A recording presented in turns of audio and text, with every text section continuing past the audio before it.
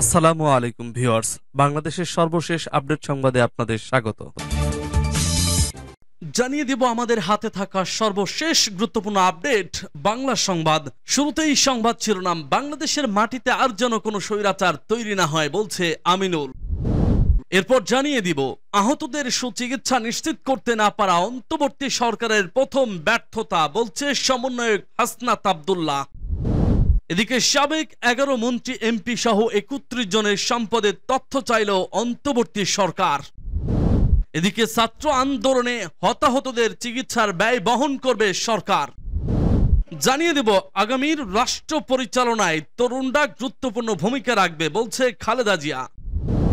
সর্বশেষ জানিয়ে দিব শাহবাগে বিজয় মিছিলে এসে নিখোঁজ, লাশ পাওয়া গেল মর্গে। শুনছিলেন সংবাদ শিরোনাম, এখন বিস্তারিত। তবে তার আগে অনুরোধ থাকবে ভিডিওটিতে একটি লাইক এবং কমেন্টস করে জানিয়ে দিন আজকের এই ভিডিও সম্পর্কে আপনার মূল্যবান মতামত। আর অবশ্যই এই ভিডিওটি আপনার ফেসবুক সোশ্যাল মিডিয়ায় শেয়ার দিয়ে ছড়িয়ে দিন আর জানিয়ে দিন আপনি কোন জেলা থেকে বা কোথা থেকে আমাদের সংবাদ শুনছেন এবং দেখছেন। অনুরোধ থাকবে আপনি যদি আমাদের এই চ্যানেলটিতে নতুন হয়ে থাকেন তাহলে অবশ্যই চ্যানেলটি সাবস্ক্রাইব করে পরবর্তী আপডেট সংবাদ পেতে চোখ রাখুন এবিসি বাংলা নিউজে।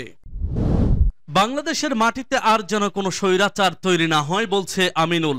বাংলাদেশ জাতীয় ফুটবল দলের সাবেক অধিনায়ক আমিনুল হক বলেছেন, গত 17 বছরে শেখ হাসিনার জুলুম নির্যাতন নিপীড়ন সহ্য করেছি। ছাত্র জনতার গণ অভ্যুত্থানের মাধ্যমে বাংলাদেশ আজ স্বাধীন হয়েছে। বাংলাদেশের মাটিতে আর কোনো যেন স্বৈরাচার তৈরি না হয়, আর কোনো স্বৈরাচার তৈরি হবে না। শুক্রবার বাদ আসর Mirpur 12 D block ceramic gate পানির ট্যাঙ্কের মসজিদে স্থানীয় বিএনপির উদ্যোগে দোয়া মাহফিলে এসব কথা বলেন তিনি। বিএনপির কেন্দ্রীয় ক্রীড়া বিষয়ক সম্পাদক ও ঢাকা মহানগর উত্তরের সদস্য সচিব আমিনুল হক আরো বলেন, আমরা চাই বাংলাদেশের মাটিতে একটা স্বচ্ছ, সুস্থ ও সুন্দর ধারার রাজনীতি ফিরে আসুক, যেখানে আমাদের কোনো ভাইকে গুম করা হবে না, কোনো ভাইকে হত্যা করা হবে না, কোনো ভাইয়ের রক্ত ঝরবে না। বিএনপি চেয়ারপারসন খালেদা জিয়ার 80তম জন্মদিন এবং ছাত্র জনতার আন্দোলনে শহীদদের আত্মার মাগফিরাত কামনায় সারা দেশে বিএনপির পূর্ব ঘোষিত কেন্দ্রীয় কর্মসূচির অংশ হিসেবে এই দোয়া ও মিলাদ মাহফিল হয়। 15ই আগস্ট ছিল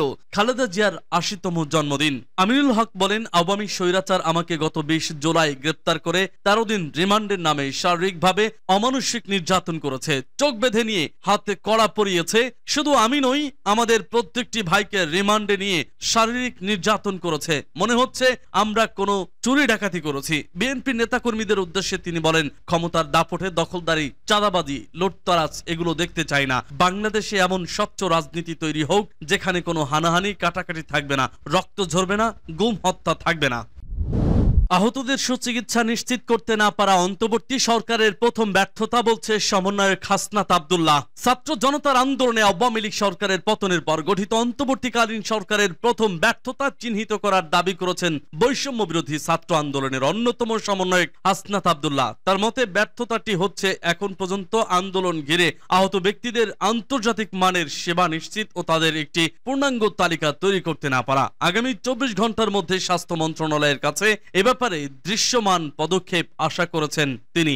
আজ শুক্রবার সন্ধ্যায় রাজধানীর চানখারপুলে শেখ হাসিনা জাতীয় বার্ন ও প্লাস্টিক সার্জারি ইনস্টিটিউটের সামনে সাংবাদিকদের এসব কথা বলেন হাসনাত আব্দুল্লাহ। এর আগে তিনি ও বৈষম্য বিরোধী ছাত্র আন্দোলনের আরেক সমন্বয়ক আব্দুল কাদের হাসপাতালে চিকিৎসাধীন আহত ব্যক্তিদের চিকিৎসার খোঁজ খবর নেন। এ সময় তাদের সঙ্গে আরো কয়েকজন শিক্ষার্থী ছিলেন। হাসনাত আব্দুল্লাহ বলেন, রেজিস্ট্যান্স উইক এ আজ আমাদের কর্মসূচি ছিল স্ট্যান্ড উইথ দ্য ইনজুরড। এর অংশ হিসেবে আমাদের ঢাকা কেন্দ্রিক সমন্বয়কদের বিভিন্ন দলে ভাগ করে বিভিন্ন হাসপাতালে পাঠানো হয়েছিল। আমি বেশ কয়েকটি হাসপাতালে গিয়েছি। অনেকদিন ধরেই আমরা আহতদের কাছে গিয়েছি, তাদের চিকিৎসার খোঁজ খবর নিচ্ছি, কিন্তু আজকের দিনে এসে আহতদের যে পরিস্থিতি আমরা দেখেছি সেটি নিদারুণ। আহতদের শরীরে বিদ্ধ বুলেটের যে ধরন, আমি মনে করি এর তদন্তের প্রয়োজন রয়েছে। আহতদের দেখতে গিয়ে আমরা হত্যাকাণ্ডের স্পষ্ট নিদর্শন দেখেছি। অন্তর্বর্তী সরকার দায়িত্ব নিয়েছে বেশ কিছুদিন হলো উল্লেখ করে হাসনাত আব্দুল্লাহ বলেন, আজ ঢাকার হাসপাতালগুলোতে আমরা যে চিত্র দেখেছি এবং দেশের বিভিন্ন জায়গা থেকে যে খবর পেয়েছি, এতদিন আহতদের আন্তর্জাতিক মানের সেবা নিশ্চিত করতে না পারা ও তাদের একটি পূর্ণাঙ্গ তালিকা করতে না পারাকে আমি অন্তর্বর্তীকালীন সরকারের প্রথম ব্যর্থতা হিসেবে চিহ্নিত করতে চাই। সাবেক 11 মন্ত্রী এমপি সহ 31 জনের সম্পদের তথ্য চাইল অন্তর্বর্তী সরকার। আওয়ামী লীগ সরকারের সাবেক 6 প্রভাবশালী মন্ত্রী, 5 জন সাবেক সংসদ সদস্য ও তাদের স্ত্রী, সন্তান ও সহযোগী সহ 31 জনের অর্থ সম্পদের তথ্য সংগ্রহের পদক্ষেপ নিয়েছে অন্তর্বর্তী সরকার। মন্ত্রী এমপি মিলে রয়েছেন 11 জন, তাদের স্ত্রী, সন্তান ও সহযোগী সহ রয়েছেন আরো 20 জন। 31 জনের অর্থ সম্পদের তথ্য চাওয়া হয়েছে। বাংলাদেশ আর্থিক গোয়েন্দা ইউনিট থেকে ওইসব ব্যক্তি ও তাদের ব্যবসা প্রতিষ্ঠানের নাম উল্লেখ করে তাদের অর্থ সম্পদের তথ্য চেয়ে বিদেশে চিঠি দেওয়া হয়েছে। গণমাধ্যমে প্রকাশিত তথ্যের ভিত্তিতে জানা যায়, এখন পর্যন্ত 6 জন সাবেক প্রভাবশালী মন্ত্রীর তথ্য চেয়ে বিদেশে চিঠি দেওয়া হয়েছে। এর মধ্যে রয়েছেন সাবেক পররাষ্ট্রমন্ত্রী হাসান মাহমুদ, সাবেক স্বরাষ্ট্রমন্ত্রী আসাদুজ্জামান খান কামাল, সাবেক আইনমন্ত্রী আনিসুল হক, সাবেক তথ্য প্রতিমন্ত্রী মোহাম্মদ আলী আরাফাত, সাবেক ডাক, টেলিযোগাযোগ ও তথ্য প্রযুক্তি প্রতিমন্ত্রী জোনায়েদ আহমেদ পলক ও সাবেক ভূমিমন্ত্রী সাইফুজ্জামান চৌধুরী জাবেদ। এদের প্রত্যেকের স্ত্রী, সন্তান, স্বার্থ সংশ্লিষ্ট ব্যক্তি ও ব্যবসায়িক প্রতিষ্ঠানের নাম উল্লেখ করে বিদেশে চিঠি দেওয়া হয়েছে। এমপিদের মধ্যে রয়েছেন জামালপুর 3 আসনের মির্জা আজম, সিরাজগঞ্জ 2 আসনের জান্নাতারা হেনুরি, ময়মনসিংহ 10 আসনের ফাহমি গোলান্দাস বাবেল, নাটোর 2 আসনের শফিকুল ইসলাম শিমুল ও পিরোজপুর 2 আসনের মহিউদ্দিন মহারাজ। সাবেক এমপিদের প্রত্যেকের স্ত্রী, সন্তান, স্বার্থ সংশ্লিষ্ট ব্যক্তি ও ব্যবসায়িক প্রতিষ্ঠানের নামে অর্থ সম্পদের তথ্য চাওয়া হয়েছে। মন্ত্রী এমপি মিলে রয়েছেন 11 জন, তাদের স্ত্রী, সন্তান ও সহযোগী সহ রয়েছেন আরো 20 জন। 31 জনের অর্থ সম্পদের তথ্য চাওয়া হয়েছে। জানা যায়, আওয়ামী লীগ সরকার গত 15 বছর ক্ষমতায় ছিল। ওই সময়ে তারা নানাভাবে দুর্নীতি, ঘুষ ও কমিশন বাণিজ্যের মাধ্যমে বিপুল অঙ্কের অর্থ সম্পদ গড়েছেন। এগুলোর বড় অংশই বিদেশে পাচার করেছেন। ওইসব সম্পদ দিয়ে তারা বিদেশে ব্যবসা বাণিজ্য করেছেন। এতে দেশের বড় ধরনের আর্থিক ক্ষতি হয়েছে।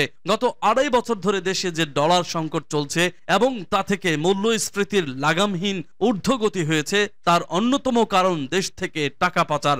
দেশের অর্থনীতিতে স্থিতিশীলতা ফিরিয়ে আনতে নতুন সরকার পাচার করা টাকা ফিরিয়ে আনার পদক্ষেপ নিয়েছে। সেজন্য তাদের নামে অর্থ সম্পদের তথ্য চাওয়া হয়েছে।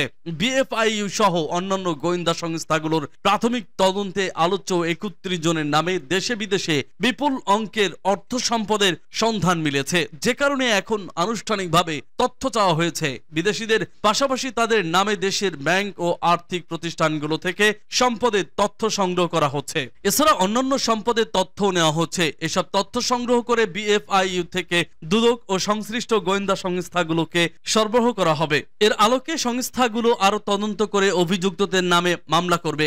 আরো জানা যায়, বিএফআইইউ ওইসব ব্যক্তির নামে মানি লন্ডারিং নিয়ে কাজ করা আন্তর্জাতিক সংস্থা এগমন্ড গ্রুপের কাছে পাঠিয়েছে। বাংলাদেশ এগমন্ড গ্রুপের সদস্য। বিশ্বের 177টি দেশের আর্থিক গোয়েন্দা ইউনিটগুলো এই গ্রুপের সদস্য। বাংলাদেশ থেকে যেসব দেশে সবচেয়ে বেশি টাকা পাচার হচ্ছে, সেসব দেশ এ গ্রুপের সদস্য। এ গ্রুপের কাছে সুনির্দিষ্টভাবে কোনো তথ্য চাইলে তারা সংশ্লিষ্ট সদস্য দেশগুলো থেকে তথ্য সংগ্রহ করে সরবরাহ করে। এর মাধ্যমে বিএফআইইউ অনেক ব্যক্তির তথ্য সংগ্রহ করেছে। গত নির্বাচনের আগে ট্রান্সপারেন্সি ইন্টারন্যাশনাল বাংলাদেশ এক সংবাদ সম্মেলনে বলেছে, সরকারের একজন মন্ত্রীর বিদেশে 2300 কোটি টাকারও বেশি বিনিয়োগ ও ব্যবসা রয়েছে। পরে জানা যায়, ওই মন্ত্রী সাইফুজ্জামান চৌধুরী শফিকুল ইসলামের স্ত্রীর নামে নাটোরের জান্নাতি প্যালেস নামে বিলাসবহুল বাড়ি নির্মাণ করেছেন তিনি। পাশাপাশি কানাডায় একটি বিলাসবহুল বাড়ি রয়েছে। এছাড়া ব্যাংক হিসাবেও রয়েছে অর্থ। এছাড়া যুক্তরাষ্ট্র, মালয়েশিয়া ও থাইল্যান্ড নামে বেনামে সম্পদ রয়েছে। এর বাইরে ক্ষমতাচ্যুত সরকারের আরো সাবেক মন্ত্রী, এমপি ও ব্যবসায়ী নেতাদের নামে দেশ বিদেশে বিপুল অর্থ সম্পদের তথ্য পাওয়া গেছে। বিএফআইইউ সেগুলো নিজস্ব গোয়েন্দা সূত্রের মাধ্যমে তদন্ত করছে। এরপর আনুষ্ঠানিকভাবে তথ্য চাওয়া হবে বলে জানা যায়। ছাত্র আন্দোলনে হতাহতদের চিকিৎসার ব্যয় বহন করবে সরকার। বৈষম্য বিরোধী ছাত্র আন্দোলনে হতাহতদের সরকারি হাসপাতালে বিনামূল্যে চিকিৎসা সহ যাবতীয় চিকিৎসা ব্যয় বহন করবে সরকার। শনিবার এক বিজ্ঞপ্তিতে এ তথ্য জানিয়েছে স্বাস্থ্য ও পরিবার কল্যাণ মন্ত্রণালয়ের স্বাস্থ্য সেবা বিভাগ। একসঙ্গে প্রয়োজনে বেসরকারি হাসপাতালে চিকিৎসাধীন ছাত্র জনতার সব বিল সরকার বহন করবে বলে জানানো হয়েছে। ওই বিজ্ঞপ্তিতে আরো বলা হয়, বৈষম্য বিরোধী ছাত্র আন্দোলনে হতাহতদের ব্যাপারে অনুসন্ধান করতে স্বাস্থ্য পরিবার কল্যাণ মন্ত্রণালয় ইতিমধ্যে একটি কমিটি গঠন করেছে। কমিটি কর্মপন্থা নির্ধারণে রোববার বৈঠক বসবে। এছাড়া বেসরকারি মেডিকেল কলেজ, হাসপাতাল, বেসরকারি হাসপাতাল ও ক্লিনিকগুলোকেও বৈষম্য বিরোধী ছাত্র আন্দোলনে আহত ছাত্র জনতার চিকিৎসা বিল গ্রহণ না করার অনুরোধ জানানো হয় ওই বিজ্ঞপ্তিতে। উল্লেখ্য, সরকারি চাকরিতে কোটা সংস্কারের শিক্ষার্থীদের আন্দোলন দমন করার জন্য গুলি চালায় পুলিশ সহ অন্য আইন শৃঙ্খলা রক্ষাকারী বাহিনী। চালানো হয় রাবার বুলেট ও ছররা গুলিও। ছাত্র বিক্ষোভ ও গণ অভ্যুত্থানের মুখে গত 5ই আগস্ট প্রধানমন্ত্রীর পদ থেকে পদত্যাগের পর দেশ ছেড়ে ভারতে আশ্রয় নেন শেখ হাসিনা। তবে শেখ হাসিনা ভারতেই থাকবেন না কি অন্য কোথাও আশ্রয় নেবেন তা এখনো পর্যন্ত স্পষ্ট নয়। শেখ হাসিনার পদত্যাগের পর গত 8ই আগস্ট অন্তর্বর্তী সরকারের প্রধান উপদেষ্টা হিসেবে দায়িত্ব গ্রহণ করেন নোবেল জয়ী ডক্টর মোহাম্মদ ইউনূস। অন্তর্বর্তী সরকারের আজ কাজ করছেন 21 জন উপদেষ্টা। আগামী রাষ্ট্র পরিচালনায় তরুণরা গুরুত্বপূর্ণ ভূমিকা রাখবে বলছে খালেদা জিয়া। আন্দোলন সংগ্রামে তরুণদের ভূমিকার ভূয়সী প্রশংসা করে আগামী রাষ্ট্র পরিচালনায় তারা গুরুত্বপূর্ণ ভূমিকা রাখবে বলে আশাবাদ ব্যক্ত করেছেন বিএনপি চেয়ারপারসন ও সাবেক প্রধানমন্ত্রী খালেদা জিয়া। শুক্রবার রাতে বসুন্ধরার এভারকেয়ার হাসপাতালে সাক্ষাৎ করতে গেলে গণ অধিকার পরিষদের একাংশের সভাপতি নুরুল হক নূর ও সাধারণ সম্পাদক রাশিদ খানের কাছে এমন আশাবাদ ব্যক্ত করেন বেগম জিয়া। রাশিদ খান কালবেলাকে তথ্য জানিয়েছেন। এ সময় আন্দোলন সংগ্রামে গণ অধিকার পরিষদের ভূমিকা ও সাহসিকতার প্রশংসা করেন বিএনপি চেয়ারপারসন। তিনি সুস্থতার জন্য দেশবাসীর কাছে দোয়া চেয়েছেন বলে জানান গণ অধিকার পরিষদের এই সাধারণ সম্পাদক।